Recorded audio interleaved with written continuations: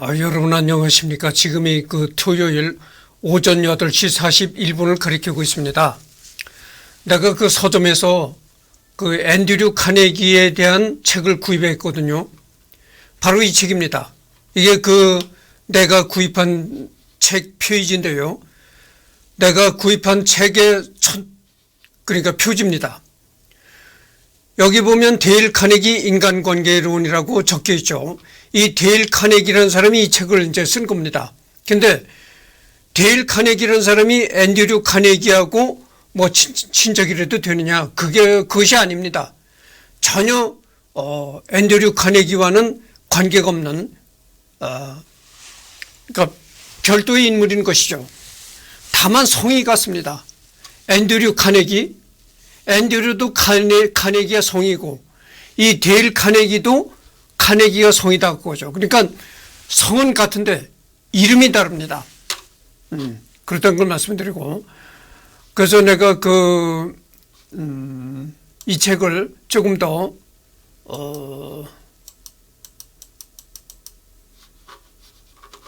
살펴보도록 하겠습니다. 데일 카네기 1888년 미국 미주리주 메리빌의 가난한 농부의 아들로 태어났다. 워런스버그 주립 사범대학을 졸업하고 교사, 세일즈맨 등의 다양한 사회생활을 경험했다. 1912년 YMCA에서 성인 대상의 대화 및 연설 강연을 하면서 이름을 알렸고, 이를 계기로 카네기 연구소를 설립하여 인간 경영 및 자기 개발 분야에서 최고의 업적을 남겼다. 대표 저서인 데일 카네기 인간관계론은 수많은 언어로 번역되어 수천만 독자들에게 깊은 감동을 줬으며 1억만 부라는 놀라운 판매의 기록을 세웠다. 데일 카네기 자기관리론, 데일 카네기 성공대화론, 데일 카네기 행복론 등의 여러 저서를 통해 개인과 조직을 성공의 길로 이끄는 데 이바지하고 있다. 그래서 이 책은 데일 카네기가 쓴 이 책은 말이죠. 카네기 인간관계론에 관해서 쓴 건데, 이 인간관계란 책이, 인간관계론이란 책이 수많은 언어로 번역되어 가지고 세계 각처로 팔려나갔다, 이런 얘기입니다. 물론 세계 각처로 팔려나가다 보니까 엄청난 판매고를 올렸겠죠. 그래서 이제 첫머리말을 봅시다.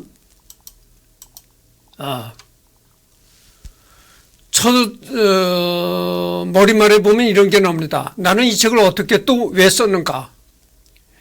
20세기 초반 35년 동안 미국의 출판사들은 20만 권이 넘는 책을 출간했다. 대부분의 책들은 거의 잘 팔리지 않았고 많은 책이 적절히 안겨주었다. 방금 내가 많은 책이라고 말했던가? 세계에서 가장 큰 규모의 출판사 중 한 곳의 사장은 내게 자신의 출판사가 75년이나 됐지만 아직도 출간한 책 8권 중 7권은 적자를 면치 못한다고 고백했다.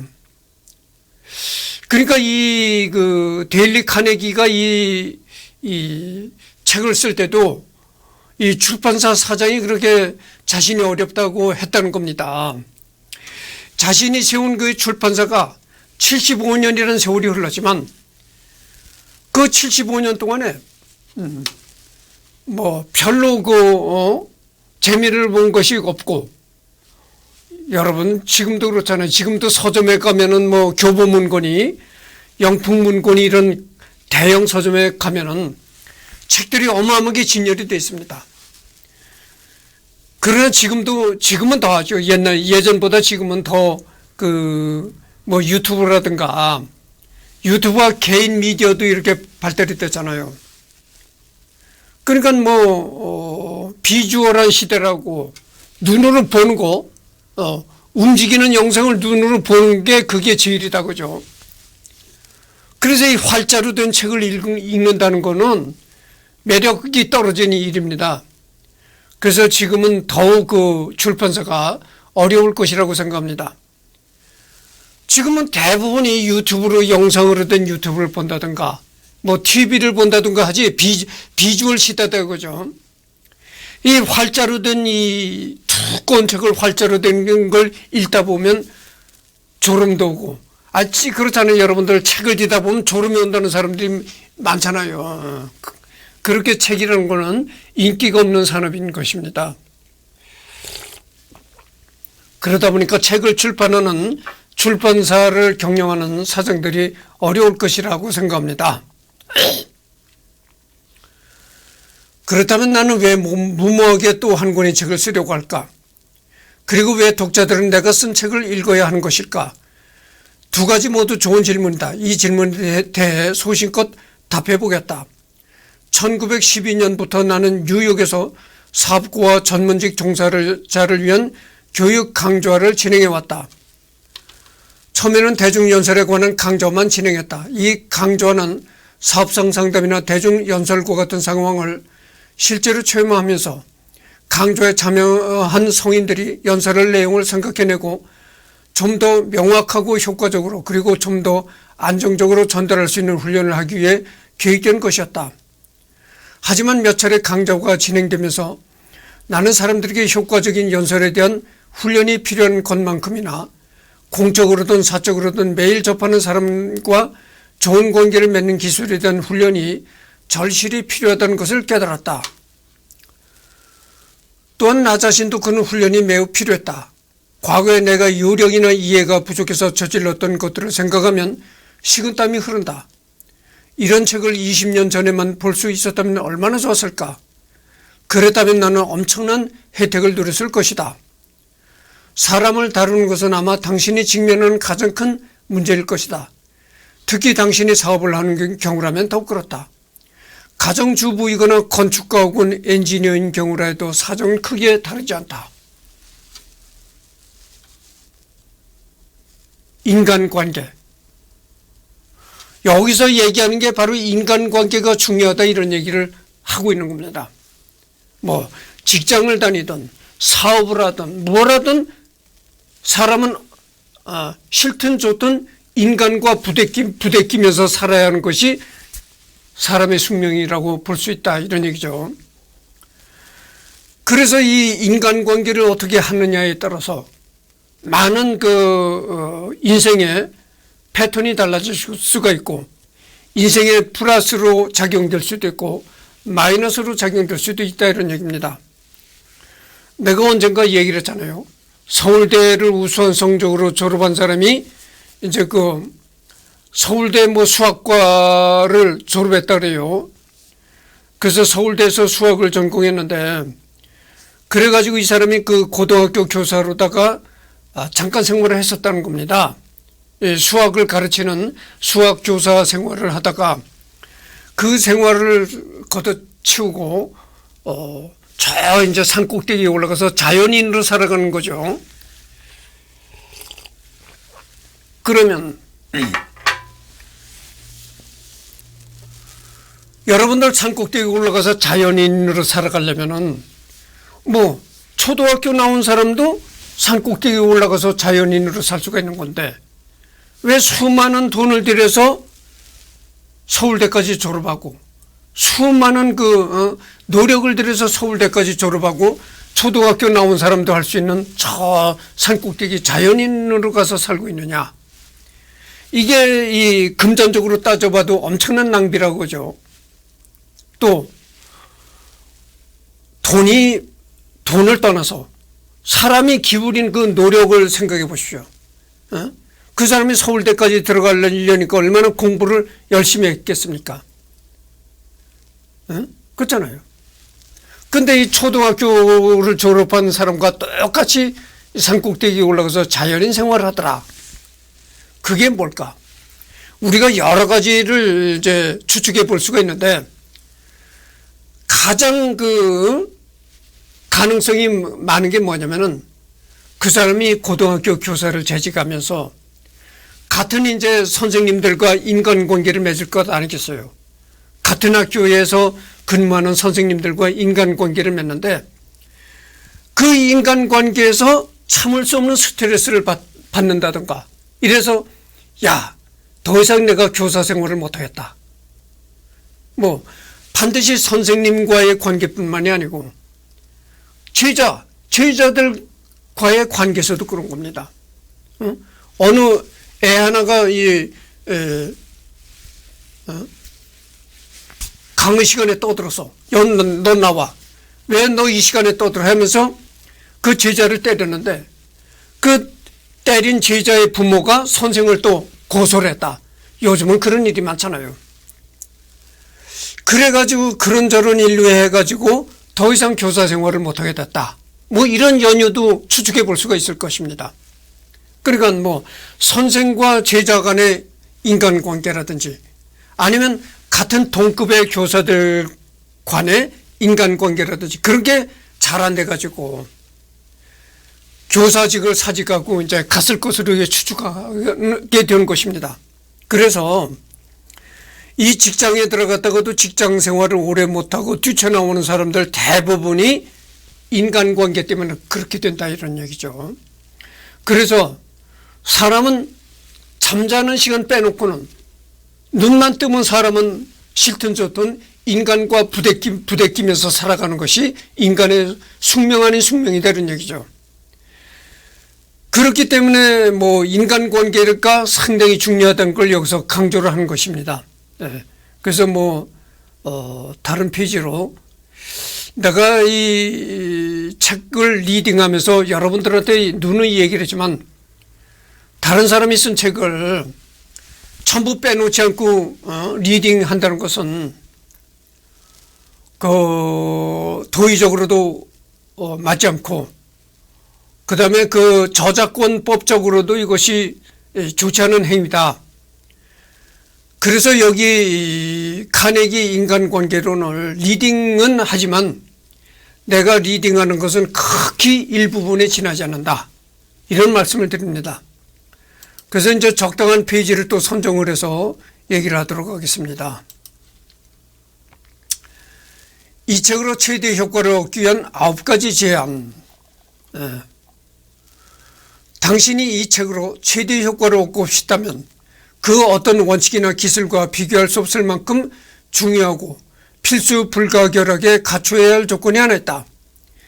이 한 가지 기본적인 조건을 갖추지 못한다면 학습 방법에 관한 수천 가지 규칙은 모두 무용지물이 되겠지만 그것을 갖추고 있다면 이 책에서 제안하는 바를 잃지 않고도 놀라운 성과를 얻을 수 있을 것이다. 그렇다면 그 마법 같은 조건은 무엇일까? 단순하다. 배우고자 하는 진지하고 적극적인 욕구, 사람을 다루는 자신의 능력을 향상시키려는 강한 결의다. 그렇다면 어떻게 하면 그런 욕구를 키울 수 있을까? 지금 배우는 이 원칙들이 당신에게 얼마나 중요한지를 계속 상기하면 된다.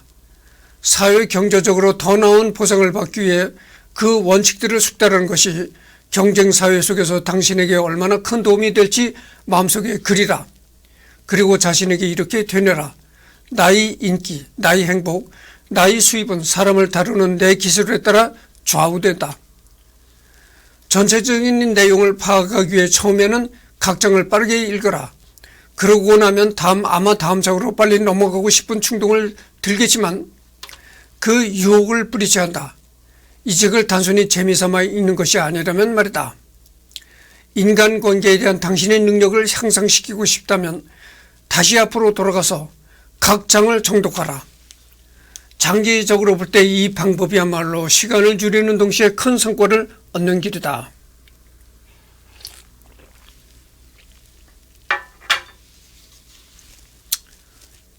인간관계론.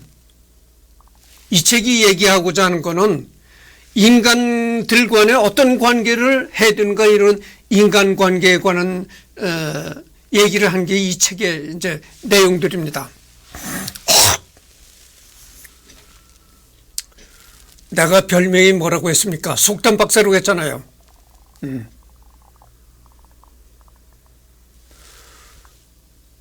예속담에 어떤 얘기가 있는 줄 아십니까? 대면대면하라. 소닥보듯 해라. 이런 얘기가 있습니다. 그것이 인간관계의 큰 중요한 골자라는 겁니다. 소닥보듯 해라. 대면대면해라. 너는 너 떡을 먹고 너는 네 떡을 먹고 나는 내 떡을 먹으리라. 이런 속담이 있는 것이죠. 이것이 인간관계를 오래 끌고 갈 수 있는 비결이라는 것입니다. 소닭보듯 해라.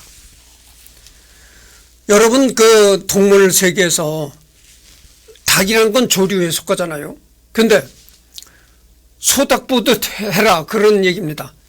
여러분들 소와 닭이 같이 있으면은 소가 닭에게 관심을 가집니까? 전혀 관심을 안 가져요. 닭도 역시 소에 대해서 관심을 안 갖는다는 얘기죠. 그러니까 소닭보듯 해라, 이런 얘기는 전혀 그렇게 관심을 갖지 않고 살아라, 이런 얘기가 되거든. 그러면 반문을 할 것입니다. 아니, 사람이 같이 있으면 옆 사람한테 관심을 갖고 이런 것이 당연한 것이지, 아니 서로 관심을 안 갖고 그렇게 니는 네 떡을 먹어라, 나는 내 떡을 먹으라, 이렇게 하면은 그게 뭐 좋은 인간 관계인가, 이렇게 반문을 할 것입니다. 그래 여러분 말이죠, 또 이런 속담이 있어요. 너무 살갑게 굴지 말라. 인간과 인간 사이에는 적당한 거리가 필요하다는 것입니다. 그것이 뭐 친구 간이든 부부 관계든 다 그렇다는 얘기죠. 그래서 이 연애로 맺어진 부부가 아주 신혼생활에는 너 아니면 나 죽는다, 뭐 이런 식으로 매일 뽀뽀하고 야단하잖아요. 그러나 그 신혼생활이 지나가면요,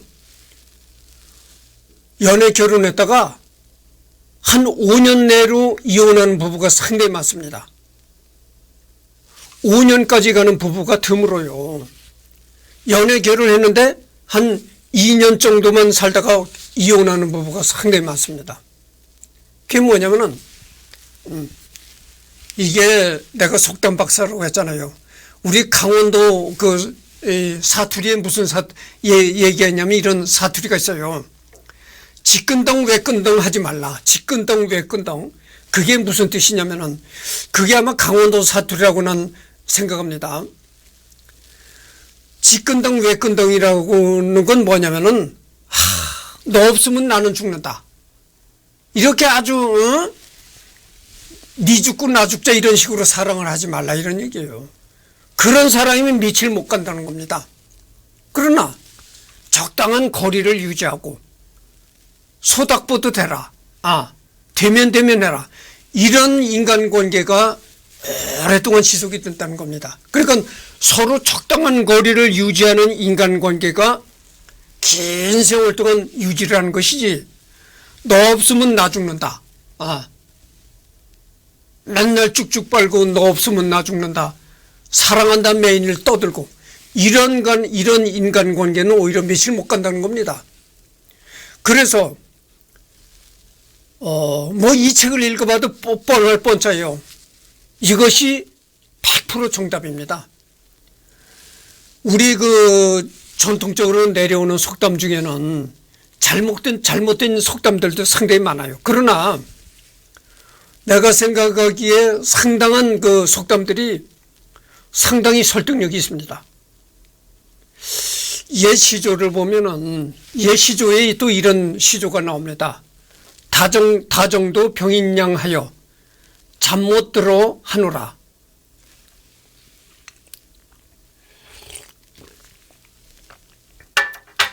여러분, 다정다감한 게 얼마나 좋습니까? 그렇잖아요. 친구나 이 부부관계에 나 없으면 자기 없으면 나는 인생이 허무해.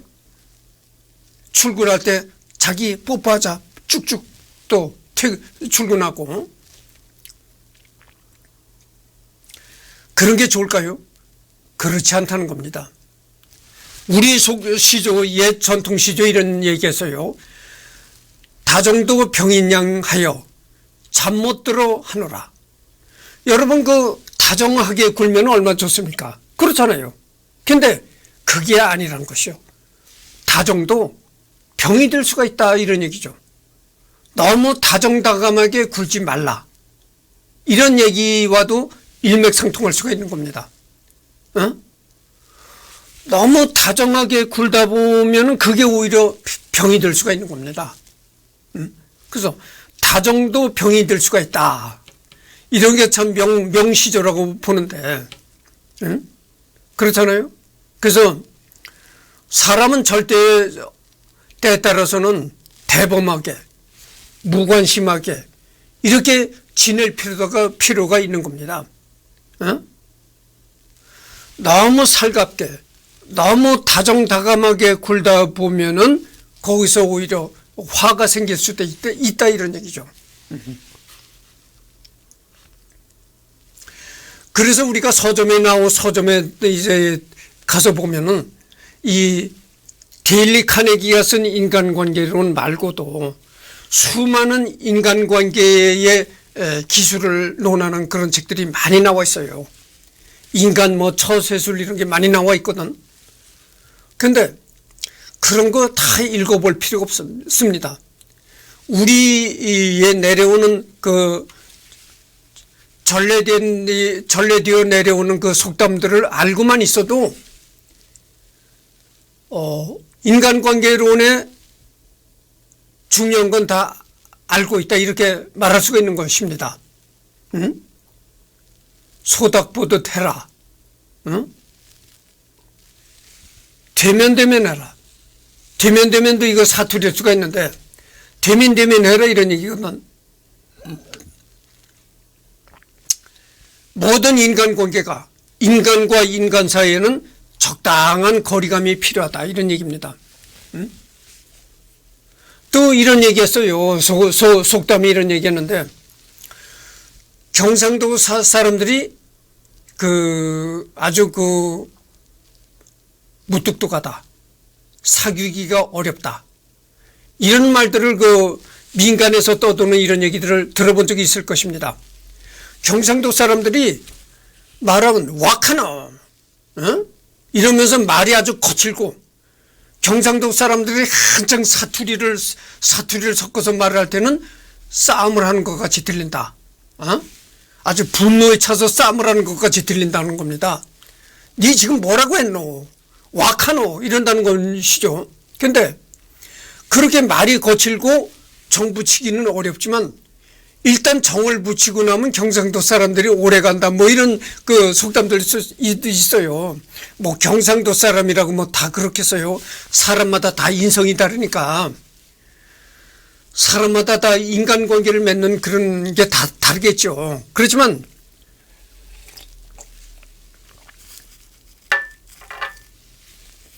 하여튼 그런 얘기가 있습니다. 경상도 사람들이 사람을 처음 사귀기는 어렵지만 사귀고 나면 그 인간관계를 오래 지속한다. 이런 속담 아닌 속담이 있습니다. 그게 뭐냐면은 너무 살갑게 구는 데서 이 병이 생긴다 이런 얘기죠. 그러니까 사귀기가 어렵게 적당한 거리를 두고 살다 보면 그런 인간관계가 오래 간다 이런 얘기죠. 그걸 얘기를 하는 겁니다. 그래서 여기에 보면 또 어떤 게 나오느냐면 이런 얘기가 나옵니다. 이 책으로 최대 효과를 얻기 위한 9가지 제안, 인간관계의 원칙을 익히겠다고 진지하고 적극적인 욕구를 가지라. 다음 장으로 넘어가기 전에 각 장을 2번씩 읽어라. 이 읽는 중에도 자주 멈추고 책에서 이야기하는 제안을 어떻게 실제로 적용할 것인가에 대해 스스로 물으라. 중요한 구절을 발견하면 밑줄을 그으라. 다 읽은 후에도 매달 이 책을 다시 읽어라. 기회가 생길 때마다 이 책에 나온 원칙들을 적용하고 이 책을 일상의 문제들을 해결하는 실행 지침서로 활용하라. 이 책에서 이야기하는 원칙들을 당신이 어길 때마다 벌금을 내겠다고 주위 사람들에게 이야기함으로써 게임을 하듯 즐겁게 배우라. 매주 당신이 얼마나 진전했는지를 체크하라. 어떤 잘못을 했는지, 어떤 발전이 있었는지, 그리고 미래를 위해 어떤 교훈을 깨달았는지 확인하라. 이 책 뒤에 있는 빈 페이지에 당신이 이 책에 나온 원칙을 언제 어떻게 적용했는지 기록해 나가라. 이런 얘기입니다.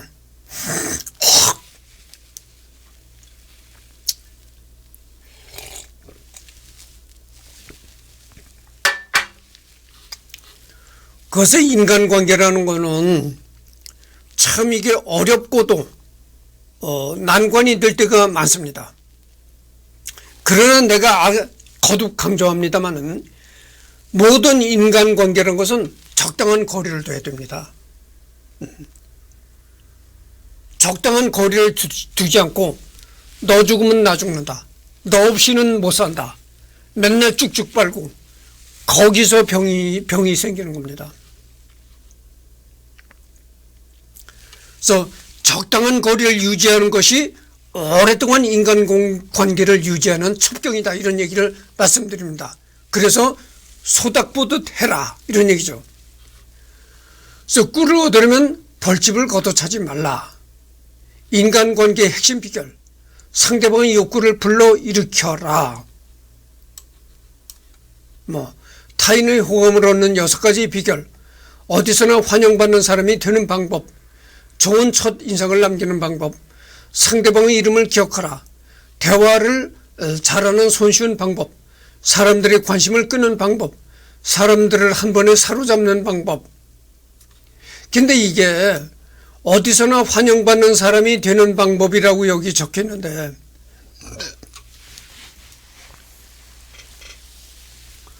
어디 가나 환영받는 사람이 되라.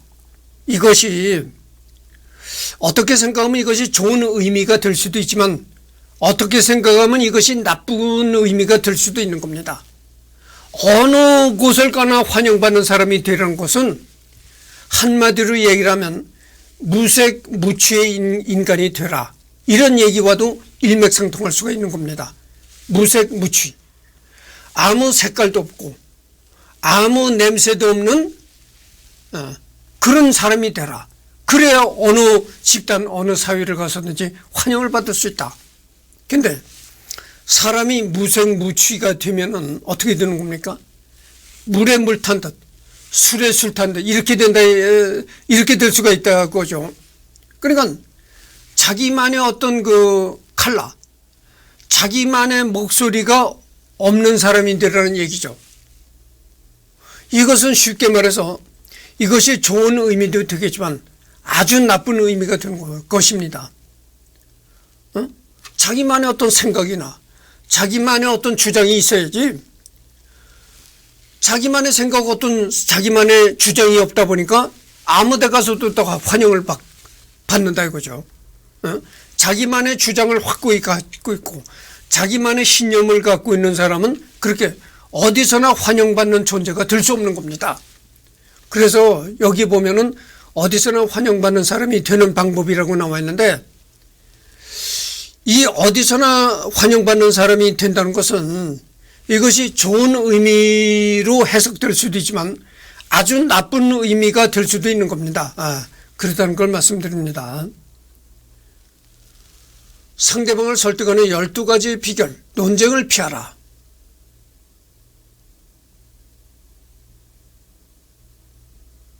적을 만들지 않는 확실한 방법, 틀렸을 때는 솔직히 인정하라.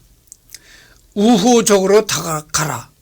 소크라테스의 비밀, 불만을 처리하는 안전벨트, 논쟁을 피하라. 이것이 맞는 얘기일 수도 있고 틀린 얘기일 수도 있습니다.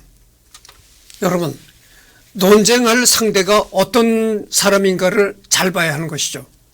그러니까 내가 이 논쟁을 하고자 하는 상대방이 말이죠, 나의 그 논쟁을 정말로 허심탄회하게 가감없이 논쟁을 벌일 수 있는 사람인가, 이걸 봐야 되는 겁니다. 논쟁을 하다가 논쟁을 하다가 칼로 찌를 수도 있는 거고, 요즘 그런 사건이 많잖아요. 무슨 그 말다툼하고도 하다가도 칼로 푹 찌르고, 그 층간소음 그런 문제 때문에 이 말다툼하다가 칼로 푹 찌르고 하잖아요. 내가 언젠가도 얘기했지만 한국 사람들은 가슴에 응어리가 많아요. 가슴에 이런 그 우라가 많아가지고 한국 사람들이 요즘에 상당히 그 경계를 해야 됩니다. 그래서 아무나 붙잡고 논쟁을 하려고 하지 말라, 난 이런 얘기를 하고 싶어요. 논쟁을 하다가는 칼치 맞아 죽습니다. 그러니까 상대방이 어떤 성격을 가진 어떤 인성을 가진 사람인가 이런 것을 보고 논쟁을 해야 되는 것이죠. 아무나 논쟁을 하려던 큰일 납니다. 그리고 또 한 가지는 논쟁을 해가지고 상대방의 인격을 변화시키고 논쟁을 통해서 상대방을 개조시키려고 하는 그런 생각으로는 논쟁을 하지 말라 이런 얘기죠. 그렇잖아요. 이 세상에 태어나가지고 30년 40년 자기 뜻대로 살아간 사람을 논쟁을 통해서 그 사람의 성격을 고친다, 논쟁을 통해서 그 사람의 버릇을 고친다, 이렇게 생각하지 말라는 얘기죠. 그렇게 생각하면 그건 안 되는 것이죠. 남의 인생을 어떻게 논쟁을 통해서 바꿀 수 있습니까? 말도 안 되는 소리죠. 그러다가는 상대방을 논쟁을 통해서 상대방의 인격을 바꾸려고 하다가는 마찰뿐이 일어날 게 없는 겁니다. 트러블뿐이 일어날 게 없는 거예요. 그래서 이 대부분 이게 맞는 얘기일 수가 있어요. 논쟁을 하려고 들지 말라 이런 얘기죠. 거의 이 말이 맞는 얘기라고 볼 수가 있는 겁니다. 논쟁하지 말라. 네가 옳으냐 내가 옳으냐 논쟁하지 말라 이런 얘기죠. 그게 인간관계의 첫 겁니다. 지금도 나는요, 여러분 한 나라의 대통령을 지냈던 사람도 대통령직을 내려놓고 물러나면은 얼마나 욕을 얻어먹습니까? 문재인 대통령이 지금 저기 내려가서 살고 있는데, 경상도에 내려가서 살고 있는데 문재인 대통령이 얼마나 욕을 얻어먹습니까? 현직 대통령을 할 때도 욕을 물론 얻어먹겠지만 권자를 내려놓고 평민으로 돌아가면은 엄청나게 욕을 얻어먹는 겁니다. 그런데 그 욕을 얻어먹을 때마다 그 욕을 전부 대꾸를 하다 보면 말이죠, 일이 안 되는 겁니다. 그래서 아주 정말 대꾸해야 될 그런 일에만 대꾸를 하지 전혀 대꾸를 안 하잖아요. 나도 그래요. 나도 이승열이도 그러니까 한 국가의 대통령을 지냈던 그런 유명한 사람도 욕을 먹고 사는데, 아니 내가 뭐 한 국가의 대통령을 지냈던 사람도 아니니까 얼마나 욕을 얻어먹겠어요. 내가 지금도 예전에 같이 직장 생활하던 사람이 이승열이가 아주 일이 엉망이야. 엉망진창으로 해. 나를 그렇게 괜히 욕을 합니다. 지금도 내가 욕이 틀려요. 얼마나 그 사람이 욕을 하면 그 사람이 지금 한 80 됐어. 나보다 한 10년 정도가 위입니다. 근데 지금 어디 가서 경비를 한다래요. 근데 그 사람이 그래. 이승열이가 아주 일하는 게 엉망이야.